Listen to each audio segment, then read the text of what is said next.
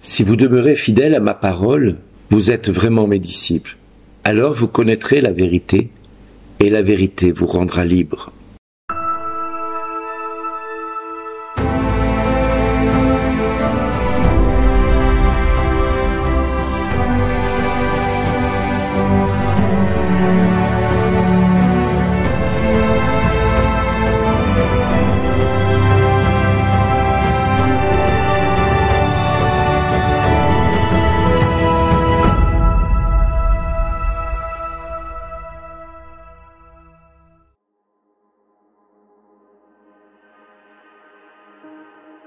Bonjour les amis, waouh, aujourd'hui le Seigneur est en train de faire du ménage dans sa petite communauté qu'il vient de remettre un petit peu en place. En effet, le Seigneur est en train de corriger ceux qui le suivent et qui se réclament de ses disciples. Il est en train de les corriger dans leur attitude, dans leurs pensées, dans leurs actes. Certains, parce qu'ils sont juifs, se considèrent un petit peu supérieurs aux autres qui ne le sont pas, ou parce qu'ils sont pratiquants et qu'ils ont rencontré le Christ et qu'ils commencent à croire en lui, alors ils s'estiment un petit peu supérieurs. Et nous avons aujourd'hui, même dans nos communautés, des chrétiens qui se pensent supérieurs aux autres parce qu'ils sont chrétiens. Faut pas se voiler la face, ça existe, malheureusement. Nous avons les super chrétiens, ceux qui vont tous les dimanches à la messe, qui vont tous les jours à la messe, qui font tout ce que l'Église demande, qui sont ceci, qui sont cela, qui vous disent « Oui, mais je ne comprends pas que Dieu vienne se manifester », comme je l'ai eu entendu un jour au sujet de quelqu'un qui avait rencontré le Christ. Non, mais attends, c'est trop facile de se convertir et puis de dire, voilà, moi je suis chrétien, puis Dieu m'a choisi pour annoncer la parole. Attends,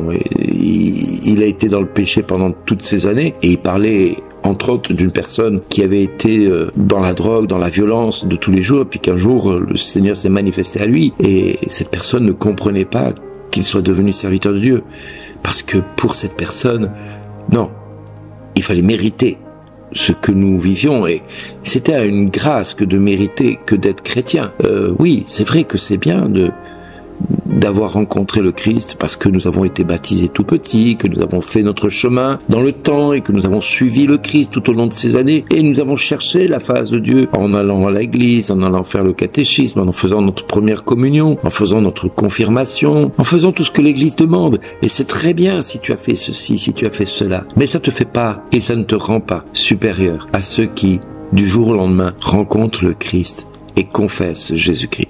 C'est pour ça que Jésus dit, si vous demeurez fidèles à ma parole, vous êtes vraiment de mes disciples. Parce qu'il ne s'agit pas d'avoir eu une pratique religieuse ou d'avoir été de super pratiquants pour être un super chrétien et reconnu par Dieu. Beaucoup de personnes, et je l'ai eu rencontré dans le ministère, pensent qu'en devenant diacre ou prêtre ou évêque même, pour certains, malheureusement, pensent qu'ils vont avoir un grade sur les épaules, des galons sur l'épaule et qu'ils vont être de super pratiquants et qui mériteront qu'on fasse attention à eux pour qu'on les honore, pour qu'on les respecte. Mais ils ont déjà leur récompense, toutes ces personnes qui agissent ainsi. Le Seigneur nous dit, si vous demeurez fidèles, vous êtes vraiment de mes disciples. Parce que être fidèle à sa parole implique déjà de se reconnaître pécheur. Pas d'être meilleur que les autres, d'être pécheur. Et c'est en se reconnaissant pécheur que nous faisons un grand écart. Nous acceptons quelque part de renoncer à notre vie qui nous conduit irrémédiablement vers la mort. Or, tous ceux et toutes celles qui s'estiment être des super croyants, des super pratiquants, se vautrent quelque part dans le péché qu'est l'orgueil. Et en se vautrant dans le péché qu'est l'orgueil, Jésus nous dit, vous pensez être libre, vous pensez être libre, alors que celui qui commet le péché est esclave du péché. La vérité, c'est celle-là qui va nous rendre la liberté. C'est cette liberté de reconnaître que nous sommes tous enfants de Dieu, enfants de lumière, et que c'est par cette vérité que Christ va se manifester à nous. Si nous sommes vraiment de ses disciples, alors nous allons prendre la parole de Dieu et en faire notre rempart face à l'adversité, face à ce qui nous condamne, face à ce qui nous pousse à ne pas nous reconnaître pécheurs. Vraiment, le Seigneur nous invite à connaître cette parole qui va nous rendre libres, parce que celui qui est vraiment de la descendance d'Abraham, celui qui est un super pratiquant a déjà sa récompense. Mais celui qui, en entendant ces paroles, dis, Seigneur, j'ai péché contre toi et contre le ciel. Je ne suis plus digne d'être appelé ton fils. Mais Seigneur, viens me révéler l'amour du Père à mon égard. Père, montre-moi ton amour, montre-moi ton visage, afin que je croie, afin que je sache qui tu es et qui je suis pour toi. Oui, Père, montre-moi mon péché, afin que la vérité fasse la lumière sur la conduite que j'ai eue et qui a conduit ton fils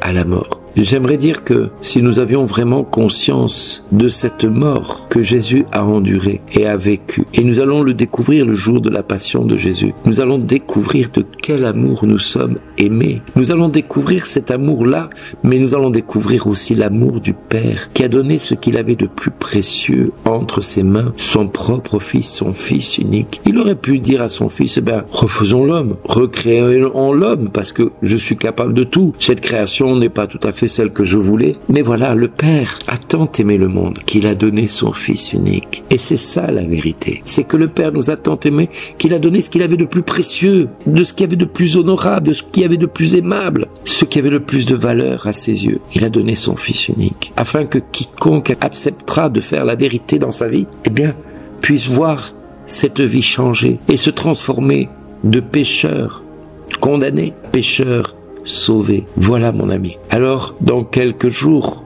nous allons fêter Pâques. Il te reste encore quelques temps pour aller te confesser, pour aller demander pardon à Dieu, pour aller te reconnaître pécheur devant sa face. Alors si tu te reconnais pécheur, tu sauras que tu es enfant de Dieu et que Christ t'aime et te chérit et que il a donné son amour pour que tu sois sauvé. Alors mon fils, il te dira à toi comme à moi, merci d'exister. Va et ne pêche plus.